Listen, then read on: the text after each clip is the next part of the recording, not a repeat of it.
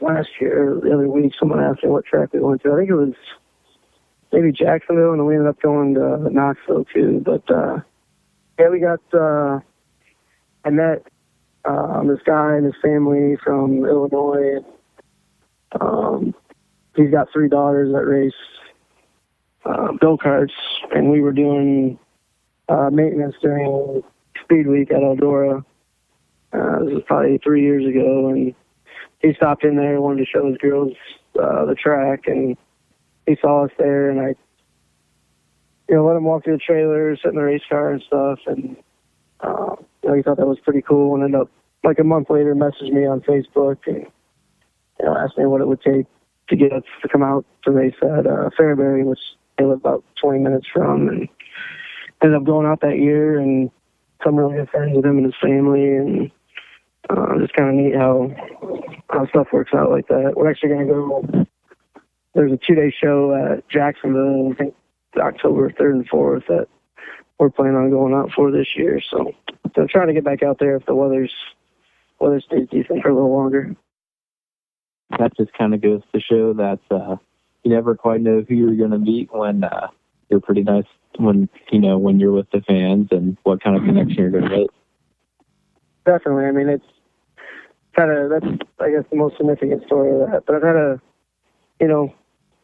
few cases like that, and it's just, yeah, you're right. You never know who you're going to meet or what's going to happen, and you just got to treat people with respect and remember that these people that come to the races are the reason that we get to race, and some of these races put on big purses and stuff like that. So you got to keep the fans interested and keep them coming back. If there is one thing that you could change about sprint car racing, what would that be?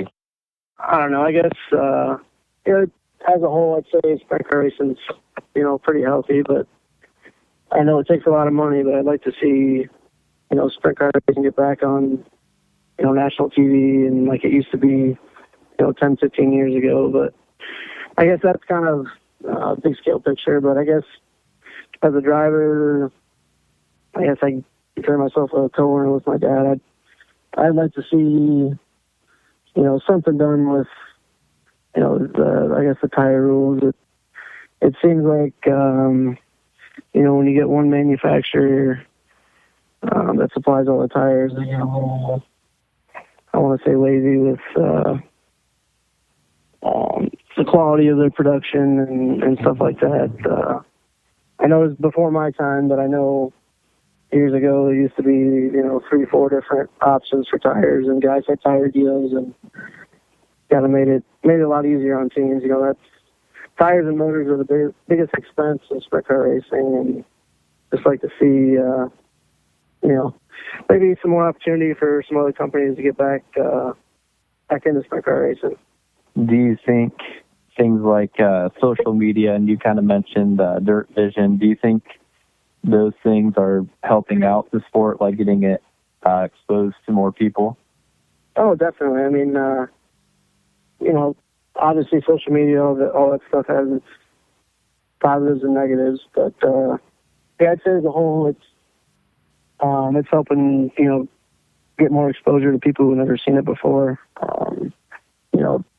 I really like what the Outlaws do, and the All-Stars. They get highlights of their races. I mean, sometimes the Outlaws are out within a couple hours of the feature being over. I mean, I get on there and I get on speed shifts and watch all the highlights from the whole weekend.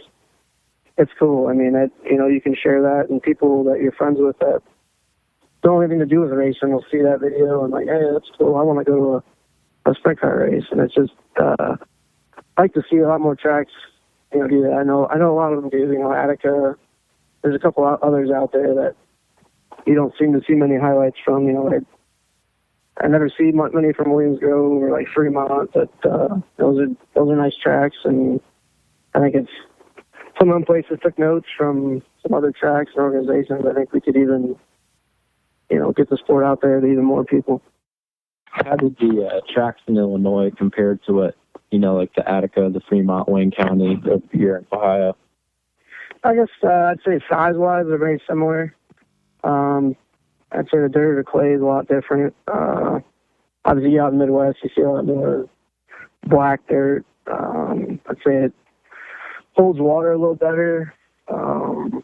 Tracks aren't, say, it's a bad rap for being dry, slick, and dusty, but I think it's more has to do with the type of clay that's out there. And I'd say, obviously, similar in size. They slick off. Some of them, I guess, stay a little heavier than others, but they're pretty similar. Just different dirt, and I don't know. They're all a good time to race on. I wish some of them were a little closer, though.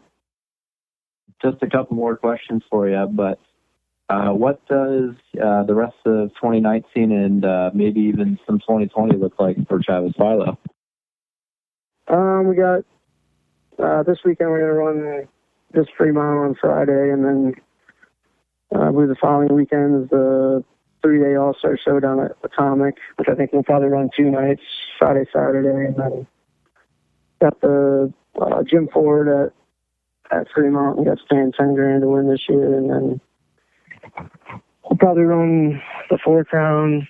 I think Fast has a Sunday night show at Kokomo that same weekend. Talked about that Jacksonville show, and then Waynesville's got another show. So we probably got, if the weather cooperates, I think we got 10 or 12 shows left this year. And then as far as 2020 goes, I haven't got that far. I'd say probably be a similar schedule, kind of a pick and choose, Speed Week, the Royal, run Attica on those Fridays. Just kind of something we've been doing. My dad and I both work full time, so it's kind of hard to get too far away from home, but that schedule seems to work out pretty well for us. The last question I have for you is, you wouldn't happen to know anything about all those 5T stickers that appear everywhere, do you?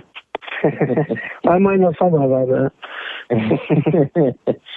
Travis, we definitely appreciate you taking time out of your busy schedule. I think you said you were on your way to the race shop, or maybe even in the race shop, so we definitely appreciate you taking time out. Well, thanks, Jacob. I appreciate it. Yeah, it's just pulling right now, but just wanted to, thank you guys, and also thank everybody that helps us out on this race car. Without them, wouldn't be possible. Just want to give a quick shout out to a few of them. Control Design Solutions, Attica Graphics, Interior Supply, Tire Slick, Bomber Reynolds, K1 Race Gear, Kistler Engines, Kistler Racing Products. And, of course, got to thank my dad, Jim Philo. He does a lot for me, and if it wasn't for him, I probably still wouldn't be racing. I got to thank my grandparents, my grandson, everybody that supports me. My crew chief, Keith Kramer, everybody helps us on the race car. Brian Darling, Logan Wilson. Got a lot of guys that help me once in a while, and without them, it wouldn't be possible. Say, as they say with the little kid, sometimes it takes a village. So I definitely think it's working for you. So again, Travis, we thank you, and we wish you the best of luck with the rest of the season. All right, thanks again. Appreciate it. So we appreciate Travis Philo calling in and being on the phone there with Jacob. Always a great interview with these drivers, and we're super appreciative of them taking the time to be on the Ohio Dirt Track podcast. We're going to roll right over to Derrick Bean and his recap of his first experience at Attica Raceway Park. He was sitting with Jacob over the weekend, and here's what he had to say about what he saw in Attica. Hey guys, this is Derrick, and I'm excited to be back on the Ohio Dirt Track podcast, this time with my take on Attica Raceway Park through the eyes of a first-time visitor. Now you may be thinking, what took me so long to get to Attica? Not due to a lack of trying. I've actually had plans made 5 times or so to get there, and every time I seem to plan on going to Attica or even think about going to Attica, it rains. 3 times earlier this season, we had plans made to visit Attica, and every time the races were canceled. So I was pretty excited when I woke up on Saturday to see a 10% or less chance of rain. So we headed down for the Brad Doty Classic at Attica with the All-Stars. We showed up about 4:45. and the parking lot was already pretty busy, and the atmosphere was pretty awesome. There were people playing cornhole, grilling out, just having a great time. These are fans who really know racing, obviously, so it was great to be in that type of situation where you could talk to people and just have a good time. We actually got in there, and Chuck had been to Attica a few times, and he always parks at a pavilion right by the gate. There were some people there, and they had a few spots saved. They actually let us take one of those spots. They jokingly said that if they known we were from Michigan, they would not have let us park there, but they ended up being great people. We talked to them for a little bit. They even offered to give us some food. We got into the track, and we got our seats down. As we were walking up, we noticed a few drops coming out of the sky, and I just couldn't believe it. We got our seats down, got back to the pavilion. It was raining pretty decently, just a few sprinkles at first, and then a little bit harder. We checked the radar, and of course, it was coming right for us. It ended up doing some light rain during qualifying and hot laps. We stayed pretty much under the pavilion and stayed dry. The hard stuff ended up missing the track, and luckily there was no delay at all. It was just kind of crazy after I drove down to Jacksonville, Illinois early in the year, and the All-Stars got rained out. And of course, my history with Attica, I was really thinking there for a while that it was going to be rained out on a 0% chance of rain, or at least delayed. My overall impressions of Attica are nothing but positive. The atmosphere within the parking lot, tailgating was great. It carried on into the track. The crowd was huge. You were pretty much sitting shoulder to shoulder in the stands. Again, people who just know racing, who are there, enjoying the time, engaging in conversation with some friends. It was a great place to be. I noticed the attention to detail for Attica Raceway Park, from their social media presence to all of their team members wearing matching shirts, having enough equipment to prep the track, having enough push trucks to make sure there are no long delays. They just make sure that everything is right for the track to be run as smooth as possible every single night. The facilities are top notch. Everything is good there. The setup is sweet. Nothing but great things with Attica. The racing, of course, amazing. The track is fast. It's smooth. You can move around the track. It was just a great place to be. The only kind of negative that I have with Attica is not their fault. Just having the horse track in between the track and the stands makes you sit a little bit further away than I'm used to. I had never been to a track with a horse track yet. It made viewing a little bit difficult at first, but you adjust to it, and it wasn't really a problem by the end of the night, but it's just something I noticed. There are a few things that you're spoiled with at Butler, but one thing about going to Butler is they have the very tall, steep stands that are close to the track, so you're like right on top of the action at all times there.